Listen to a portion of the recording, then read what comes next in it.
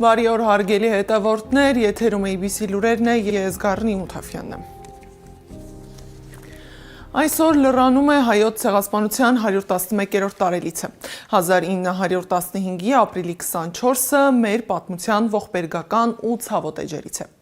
Ես Արևմտահայ եմ։ Հայրս Արմատներով Ուրֆայի Կարմուճ գյուղից է, իսկ մայրս Սեբաստիայից։ Հորս պապիկը Հովանեսը Կարմուճ գյուղից Գաղթի տանջալից ճանապարհն անցնելուց հետո հասել է Սիրիայի Թինա գյուղ։ Իսկ մորս պապիկը Հակոբ պապիկը Գաղթի ճանապարհին կորցրել է եղբորն ու հորեղբորը։ Թուրքերն են սպանել հենց իր աչքի առաջ։ Հասել է Սիրիայի Թինա գյուղ, իսկ Գայանե տատիկին փրկել է բեդվինների մի ընտանիք։ Գաղթի ճանապարհին վերցրել են նրան, փոխել հագուկապը եւ թաքցրել։ Այնուհետև Գայանե տատիկը նույնպես հասել է Սիրիայի Թինա գյուղ, հայտնվել մանկատանը այդ գյուղում հանգրվանած մյուս փոքրիկների հետ։ Չձուլվելու, ինքնությունն ու հավատը չկորցնելու համար իրար հետ են ամուսնացրել մանկատան հայ փոքրիկներին, որոնց թվում են եղել նաև Հակոբ պապիկն ու Գայանե տատիկը։ Երկու ընտանիքներն էլ հետագայում հաստատվել են Հալեպում, որտեղ էլ ծնվել են ծնողներս, ես եւ եղբայրներս։ Սա իմ եւ իմ ընտանիքի պատմությունն է, որն ընդամենը մեկն է հազարավորներից։ Այն ինձ պատմել են ծնողներս, նրանց էլ իրենց ծնողները, իսկ ծնողներին էլ իրենց ծնողները, որոնք այդ ամենը տեսել են իրենց աչքով, զգացել սեփական մաշկի վրա։ Ես չեմ կարող շղթել ցեղասպանության հարցը։ Ինձ համար չկա պատմական ու իրական Հայաստան, իսկ պահանջատիրությունը չեն զիջում հանուն խաղաղության։ Հասարակական բարքերը, իշխանությունները եւ ժողովրդին հրամցվող կեղծ արժեքները անցողիկ են, բայց պատմական հիշողությունը երկարաժամկետ։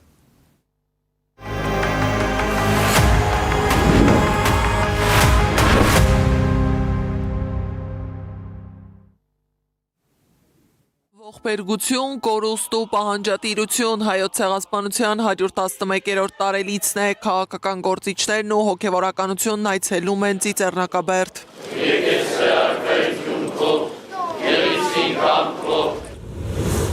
Օտարերկրացի վկաների գրառումներ, վերապրածների պատմություններ եւ բացառիկ փաստաթղթեր, հայոց ցեղասպանության մասին նոր վկայություններ մեկ վայրում։ Հայաստան, ԱՄՆ, Ադրբեջան, Իրան ու Թրիպ փոխվում են արդյոք պետությունների հաշվարկները։ Հայաստանի Հանրապետության ժողովրդավարական դիմադրողականությանն աջակցող բանաձևը Եվրախորհրդարանի օրակարգում է։ Ծիծեռնակաբերդի հուշահամալիր մարդկանց հոսքը շարունակվում է։ Բազմաթիվ մարդիկ հարգանքի տուրք են մատուցում անմեղ զոհերի հիշատակին։ Ամենայն հայոց կաթողիկոս Գարեգին II-ի գլխավորությամբ հոգևորականները հուշահամալիրում հանգստյան կարգ են մատուցել։ Հնչել է նաև տերունական աղոթք։ Որպես երկինս եւ եկրի, ըստ հանապազոր, դուր մեզ այսօր, եւ կողմես սպարտիցներ, որպես եւ մենք կողմներով սպարտաբանած, և մի տանիրս մեզ իպորցություն, այլ պերկյաս մեզ իքշարեն, զիքոյ արկայություն և զորություն և ար կապակյանս ամեն։ Եվ եղս աղությանս թե աղաչեց զուտ ընկարկեցո և ողոմյամ։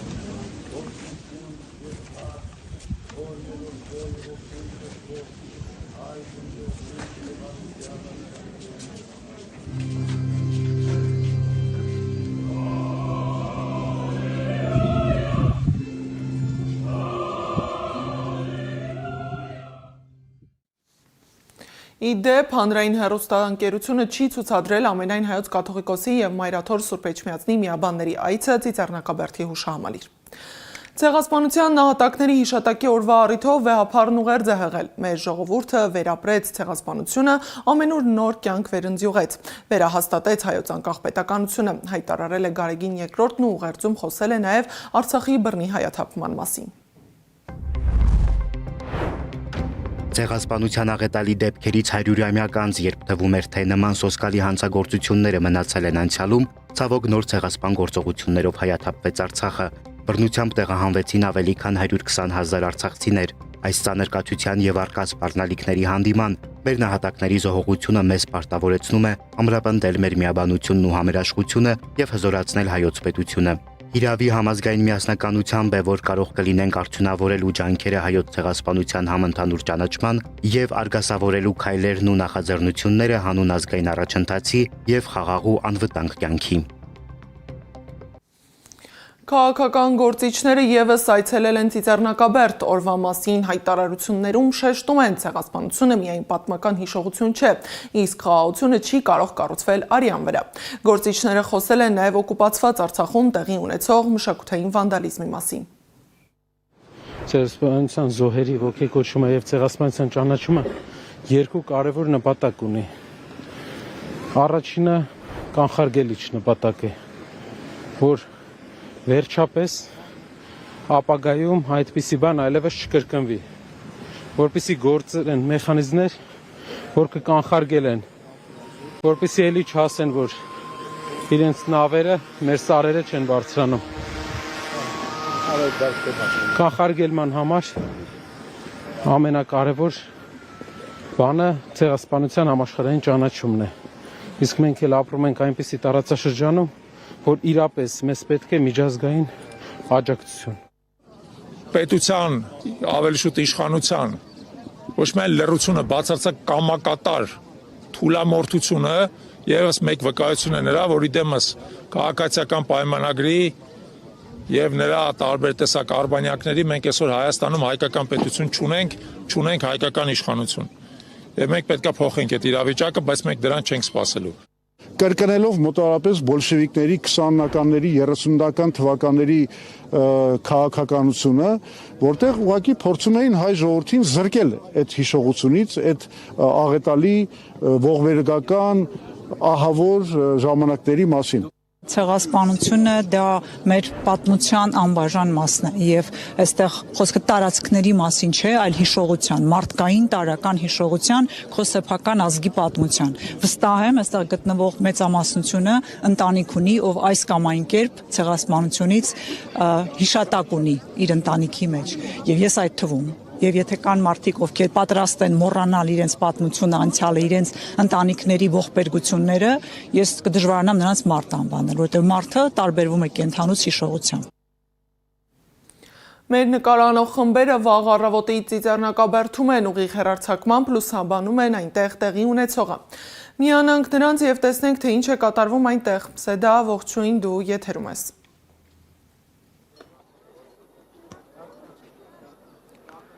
Ողջույն Գառնի, մարդկանց հոսքը Ծիծեռնակաբերդ հուշահամալիր դեռ շարունակվում է, ինչպես արդեն նախորդ եթերների ժամանակ նշել եմ, ավելացնեմ նաև, որ քաղաքական, հասարակական եւ մշակութային գործիչները դեռ շարունակում են այցելել եւ իրենց հարգանքի տուրքը մատուցել 111 տարի առաջ ցեղասպանության զոհ դարձած 1.5 միլիոն հայերից բացի այսօր հուշահամալիր գալիս են նաև շատ օտարազգիներ, այստեղ անգամ այլ ազգային փոքրամասնություններն Հայաստանում ապրող եկել են իրենց ներկայացուցիչների հետ եւ հարգանքի տուրք են մատուցել։ Այս պահին միայն երկու քաղաքական դեմք չեն եկել Ծիծեռնակաբերդ, Հայաստանի երկրորդ եւ երրորդ նախագահները, մնացած խորհրդարանական եւ արտախորհրդարանական ուժերն արդեն հասցրել են այցելել, մենք զրուցել ենք գրեթե բոլոր քաղաքական ուժերի հետ, նրանց ներկայացուցիչների հետ։ Վերջիններս կարևորում են հայոց ցեղասպանության 111-րդ տարելիցի օրը կարևորել են ուրացման մեռում, այսինքն վերջիններս նշել են, որ վերջին տարիներին հետևողականորեն հայոց ցեղասպանության հարցը հետին պլան է մղվում, ինչը անընդունելի են համարել եւ պնդել են, որ հենց դրա հետևանքն է, որ Արցախում տեղի ունեցել երկրորդ ցեղասպանությունը։ Առավոտյան նաև իշխող քաղաքական ուժն է ժամանել Ծիծեռնակաբերդ, ավելի ուշ Նիկոլ Փաշինյանը հայտարարությամբ եւ կոչով է հանդես եկել, նրա կոչն ու հայտարարությունը դարձել էին քննարկման առարկա եւ այստեղ դրան անդրադարձան նաև ընդդիմադիր քաղաքական ուժերը։ Այս պահին այսքանը, ինչպես տեսնում եք, հոսքը իսկապես Ծիծեռնակաբերդ դեռ շարունակվում է, մենք այստեղ լինելու ենք մինչև ուշ գիշեր, շուտով ես կփոխանցեմ խոսափողի իմ գործընկերուհի Անի Աբաղյանին, նա իմ փոխարեն կշարունակի աշխատել այստեղից, ես մեր հետևորդներին խորհուրդ եմ տալիս հետևել ABC մեդիային մինչև ուշ երեկո Ծիծեռնակաբերդից։ Շնորհակալ եմ Սեդա, հիշեցնեմ, որ Ծիծեռնակաբերդից ուղիղ միացմանը կարող եք հետևել YouTube-ի մեր ալիքում։ Այսօր առավոտյան երթևեկությունն ու մուտքը ժամանակավորապես սահմանափակված էին, քանի որ հուշահամալիրում էին իշխող ուժի ներկայացուցիչները։ Նիկոլ Փաշինյանի գլխավորությամբ ծիծեռնակաբերդում էին նախագահ Վահագն Խաչատուրյանը, ազգային ժողովի նախագահ Ալեն Սիմոնյանը, անվտանգության խորհրդի քարտուղար Արմեն Գրիգորյանը, նաև Երևանի քաղաքապետ Տիգրան Ավինյանը։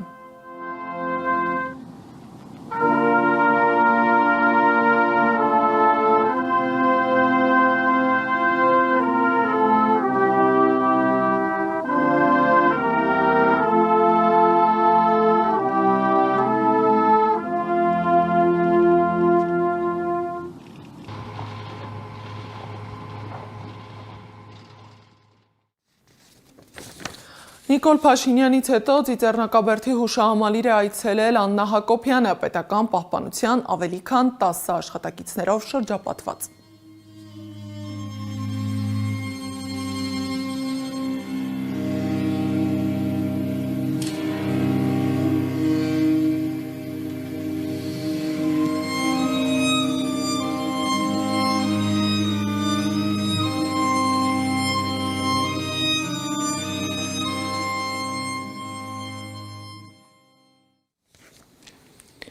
Հայաստանի մարդու իրավունքների պաշտպանի գրասենյակը հիշեցրել է, որ ապրիլի 24-ը ոչ միայն հիշելու, այլև մարդու իրավունքների կարևորությունը վերահաստատելու օր է։ Գրասենյակը դատապարտել է անցած տարասկզբին հայ ժողովրդի նկատմամբ իրականացված զանգվածային բռնությունները։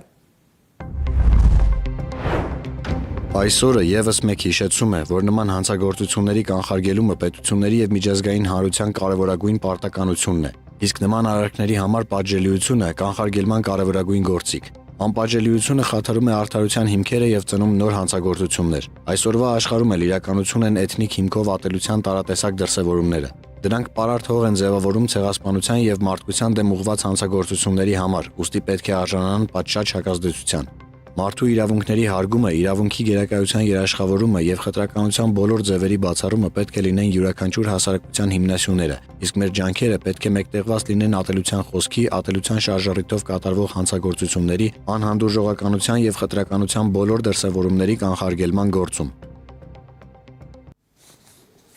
Հայոց ցեղասպանությունը 20-րդ դարի ամենաողբերգական վայրագություններից մեկն է, որի կազմակերպիչն ու պատասխանատուն Թուրքիան է, հայտարարել է Genesis Armenia ուղեղային կենտրոն հիմնադրամը։ Ուղեղային կենտրոնն ընդգծում է, որ զանգվածային սպանություններն ու հարկադիր տեղահանությունները պահանջում են դատապարտում եւ փոխհատուցում։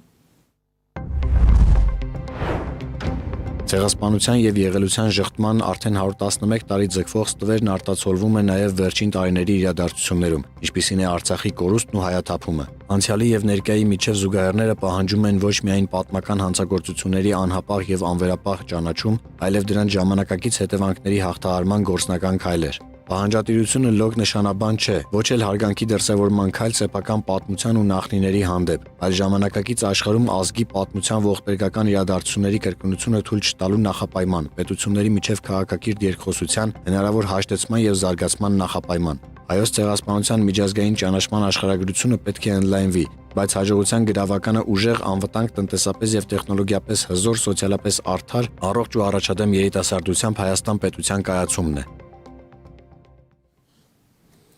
Ռուսաստանի նախագահ Վլադիմիր Պուտինը հայոց ցեղասպանության 111-րդ տարելիցի հիշատակի միջոցառումների մասնակիցներին ուղղված իր ուղերձում նշել է, որ անպաշտպան մարդկանց կոտորածի հետևանքները ցույց են տալիս կրոնական ատելության, ազգայնականության եւ քսենոֆոբիայի հրահրման հետևանքները։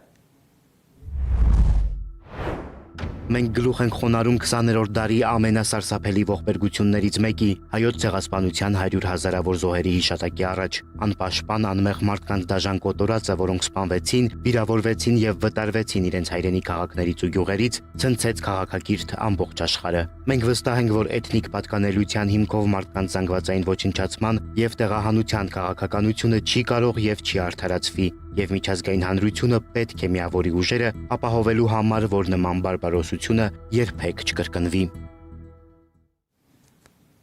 Ֆրանսիայի նախագահ Էմանուել Մակրոնն էլ X հարթակում գրառում է կատարել անդրադառնալով հայոց ցեղասպանության տարելիցին։ Նրա խոսքով սա հնարավորություն է հիշելու, փոխանցելու եւ ընդգծելու այն անխզելի կապը, որը միավորում է Ֆրանսիան Հայաստանի եւ ֆրանսիացիների հայերի հետ։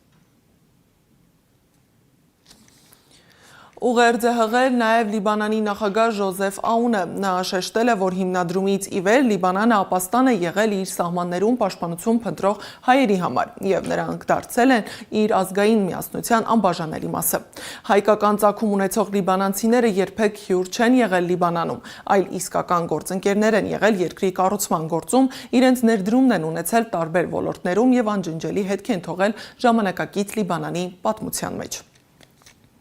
Իսկ երեք հանրապետության հրապարակում ջահերով երթի մեկնարկից առաջ Թուրքիայի դրոշն այրելը դատապարտել են պաշտոնական Երևանն ու Ադրբեջանը։ Ադրբեջանական վարչակարգը պահանջել է Հայաստանի կառավարությունից դատապարտել Թուրքիայի դրոշը այրելը։ Անկարան հայտարարել է տեղի ունեցածը էթնիկ ատելության վրա հիմնված ռևանշիստական գաղափարախոսության հստակ դրսևորում է։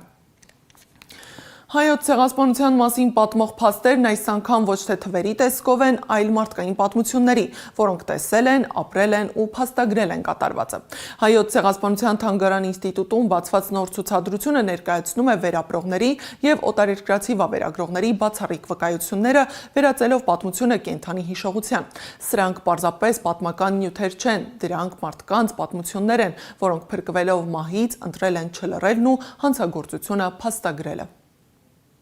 Դուք չէիք կարող ամեն օր ձեր ձեռքերում մեռնող երեխա գրկել ու անհաղորդ մնալ նրանց օգնության կոչերին։ Դժվար գտնվի մեկ հայ, որը չի սքացել իր ընտանիքի անդամներից որևէ մեկի կորուստը օտորածների պատճառով։ Ավստրիալացի մարդասեր Էդիթ Մեյ Գլենվիլ։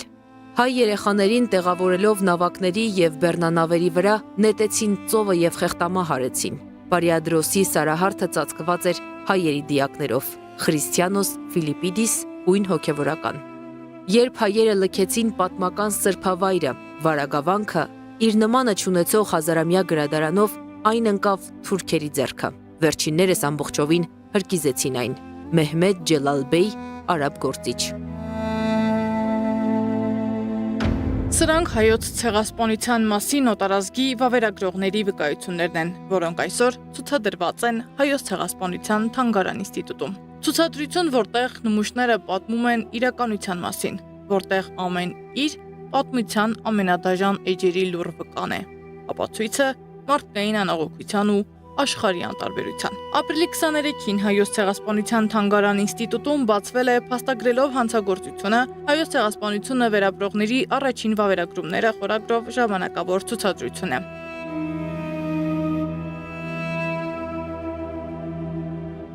Սրանք պարզապես փաստերի հավաքածու չեն։ Դրանք մարդկանց ձայներն են, որոնք հրաշքով փրկվելով մահից հրաժարվեցին լռել։ Անձնական ցավը մի կողմ դնելով նրանք ձեռնամուխ եղան մի գործի, որն այսօր ունի ոչ միայն պատմական, այլև քաղաքական եւ իրավական նշանակություն, արձանագրել հանցագործությունը, փաստել իրականությունը եւ պահպանել հիշողությունը։ Այս վկայությունները այնքանով են կարևոր եւ բացառիկ, այսինքն քանի որ դրանք հավաքվել են թարմ հիշողությամբ եւ հենց այդ ուրեմն դեռ արհավիրքի տարիներին։ Հայոց ցեղասպանությունից մազապուրտ եղած հայ եւ այլազգի վավերագրողների մոտ 2 տասնյակ բացառիկ էջեր են ցուցադրվում Թանգարան ինստիտուտում։ Թանգարան ինստիտուտի գիտաշխատողն առանձնացնում է Վահան Տերյանի կատարած աշխատանքը։ Բանաստեղծը Երևան տեղափոխված որբերի վերապրածը հավաքագրել է խաղ դասի միջոցով չվնասելու համար նրանց առանց այդ էլ անկայուն հոգեբանությունը։ Դրանք այժմ ցուցադրված են թանգարանում։ Նպատակ ուներ հավաքել այդ երեխաներից իրենց պատմությունները, բայց բնական է հաշվի առնելով երեխաների հուզական ներաշխարհը, հա, ինքը դա փորձում է կազմակերպել խաղ դասի միջոցով եւ հանձնարարում է շարադրություններ։ Այստեղ ներկայացված են այդ շարադրություններից մի քանիսը, որտեղ երեխաները իրենց ուրեմն, այսինքն իրենց աչքերով են ներկայացնում կատարվածը, հա, նրանցից որոշները մասնակցել էին Վանի ինքնապաշտպանությանը։ Զտեղված էին նաև տեսանյութեր ու լուսանկարներ, որոնք արել էին այլազգի ներկայացուցիչները։ Տեսանյութերում հիմնականում որբերն էին, որոնք ձեռքերն օդ պարզած սնունդ էին խնդրում։ Որոշներն էլ ծանր աշխատանքներ էին անում թուրք գործատուների մոտ։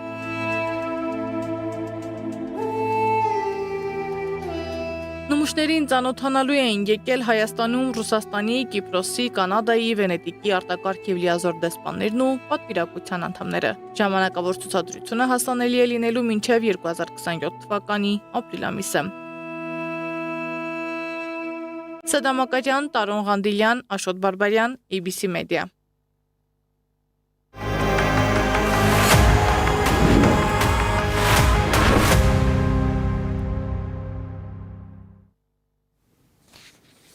ԱՄՆ-ն ու Ադրբեջանը սկսել են թրիփ երթուղու վերաբերյալ տեխնիկական բանակցությունները, քանի որ գլոբալ էներգետիկ ցնցումները Բաքվի տարանցիկ հնարավորությունները մղում են Եվրոպայի ուշադրության կենտրոն։ Евроньюզը գրել է, որ ԱՄՆ-ն տեխնիկական պատվիրակությունն ավարտել է Բաքվում Թրամփի երթուղու վերաբերյալ բանակցությունները, քանի որ Վաշինգտոնը ձգտում է Ադրբեջանի հետ իր նոր ռազմավարական գործընկերությունը վերածել կոնկրետ ենթակառուցվածքային նախագծերի։ Միջազգայնագետ Սուրեն Սարգսյանն էլ գրել է, որ թրիփի իրականացումը այսուհետև կախված է ոչ միայն ԱՄՆ-ից, այլև Իրանից։ Նրա խոսքով այս պահին թրիփի ուղղությամբ էական առաջընթաց չի նկատվում, ինչը ենթադրում է նաև մյուս գործընթացների դանդաղում։ Նախագծի իրականացման հեռանկարները մասամբ կախված են նաև Իրան-ԱՄՆ հարաբերություններից։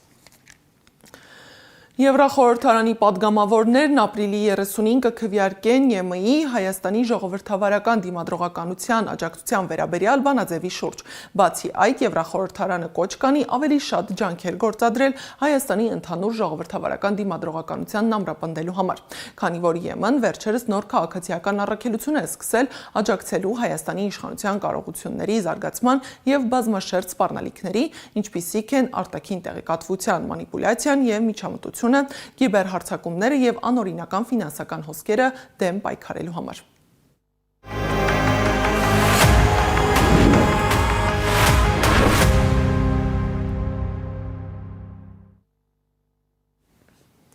CNN-ը գրել է, որ ԱՄՆ զինվորականները նախապատրաստում են ծրագրեր հարվածելու Հորմուզի նեղուցի շուրջ գտնվող Իրանի պաշտպանական համակարգերին։ Եթե ներկայիս հրադադարը ձախողվի, թիրախների թվում կարող են լինել փոքր հարձակողական նավակները, ականակիր նավերը, հրթիռները եւ անօդաչու սարքերը, որոնք Իրանը գործածում է ջրային տարածքը վերահսկելու համար։ ԱՄՆ նախագահ Դոնալդ Թրամփն էլ հայտարարել է, որ չի շտապում ավարտել հակամարտությունը։ Նա ասել է, որ ժամանակը Իրանի օգտին չէ եւ ընդգծել. Վաշինգտոնը գործարքի կգնա միայն այն դեպքում, երբ դա լիովին համապատասխանի ԱՄՆ-ի եւ նրա դաշնակիցների շահերին։ Իսրայելի վարչապետ Պեդրո Սանչեսը հայտարարել է. կարևոր է հիշել, որ ԵՄ-ի եւ Իսրայելի միջև ասոցիացման համաձայնագրի երկրորդ հոդվածը վերաբերում է միջազգային իրավունքի եւ մարդասիրական իրավունքի հարգմանը։ Նրա խոսքով ակնհայտ է, որ ոչ Լիբանանում, ոչ Արևմտյան ափում, ոչ էլ Գազայում Իսրայելը չի հարգում այն եւ սա պետք է մղի թե մտորումների, թե գործողությունների։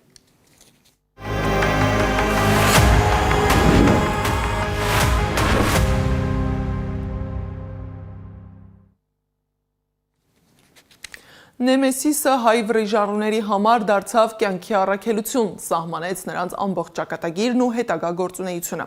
Որոշներն ապրեցին այդ փառքով ու գաղափարով, որոշներն էլ զոհեցին սեփական կյանքը հանուն այդ գաղափարի։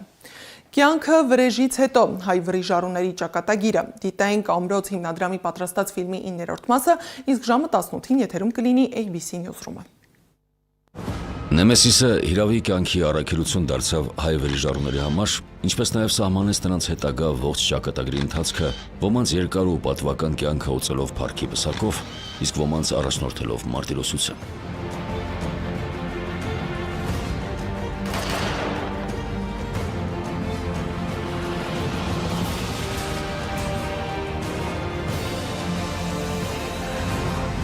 Սողոմոն Թեհլերյանը իր դատավարությունից հետո լքեց Գերմանիան ու հաստատվեց Սերբիայում,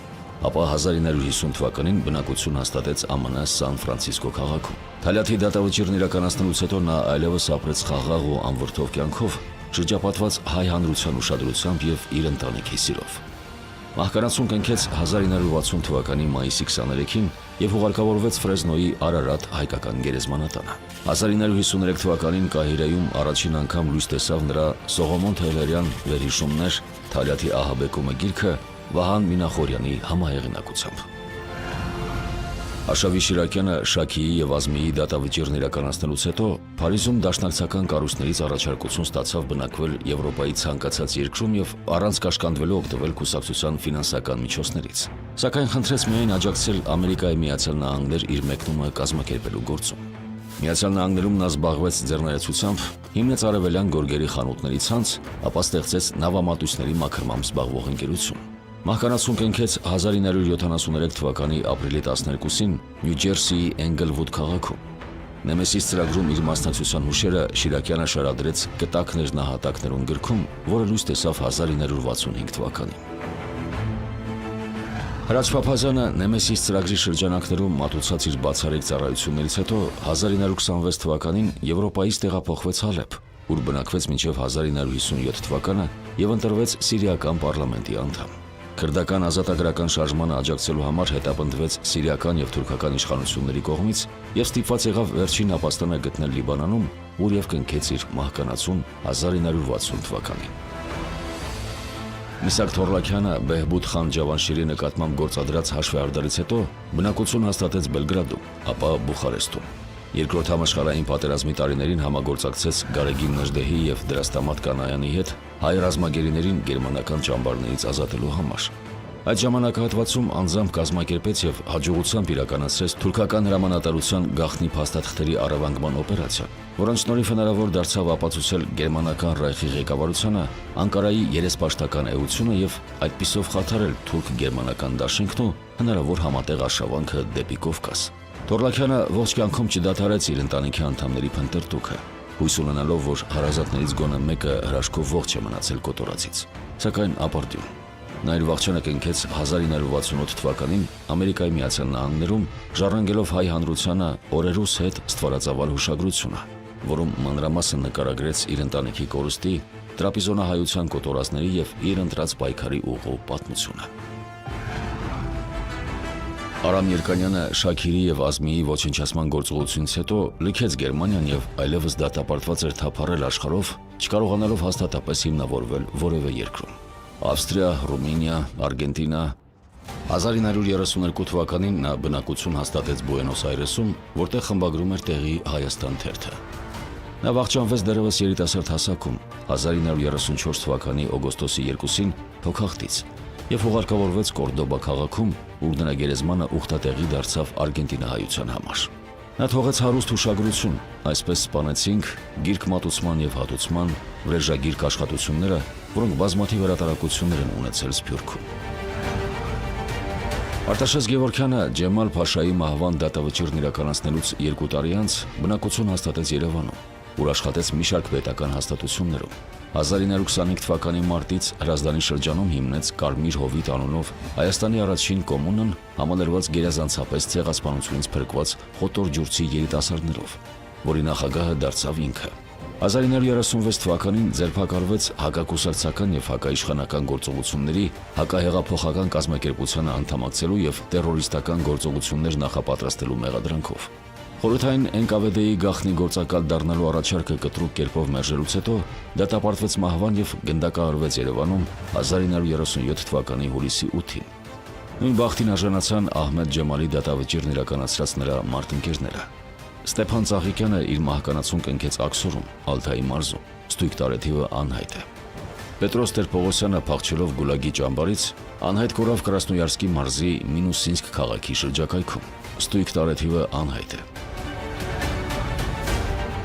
Իսմայիլ Էնվերի հաշվեհարդարը տեսնելուց հետո Հակոբ Մելքոմյանը դեռևս 15 տարի վայելում էր խորհրդային իշխանությունների բայրացկամությունը։ Սակայն 1937 թվականի նոյեմբերին նրան անսպասելիորեն ձերբակալեցին խորհրդային միության դեմ ռազմաֆաշիստական դավադրության մեջ մասնակցելու մեղադրանքով։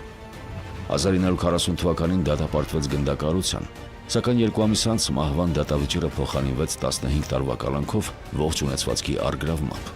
Պատիժը կրեց Կորնիմայում, սակայն Ստալինի մահից հետո 1954 թվականին ազատ արձակվեց։ 1955 թվականի մայիսի 5-ին ԽՍՀՄ գերագույն դատարանի վճռով ռեաբիլիտացվեց բոլոր մարտական շքանշանների վերադարձման եւ դիվիզիայի հրամանատարի պաշտոնի վերականգնման վճռով։ Մահկանացուն կնքեց 1962 թվականի հուլիսի 3-ին Մոսկվայում եւ հուղարկավորվեց Նովոդևիչի գերեզմանատանը։ Հակոբ Մելքոմյանը իր թողած թուրքեստանցիներ հուշագրության մեջ Էնվեր Փաշայի սպանության գործընթացում իր անձնական մասնակցության մասին հասկանալի պատճառներով լռել էր։ Սակայն հարազատների վկայություններով մտերիմների շրջանում բազմիցս գոհունակությամբ նշել, թե համարել է Դահիճի պատիժը իր տանջահար ազգին մատուցած անձնական պարտք եւ Նեմեսիսի տրամաբանական շարունակություն։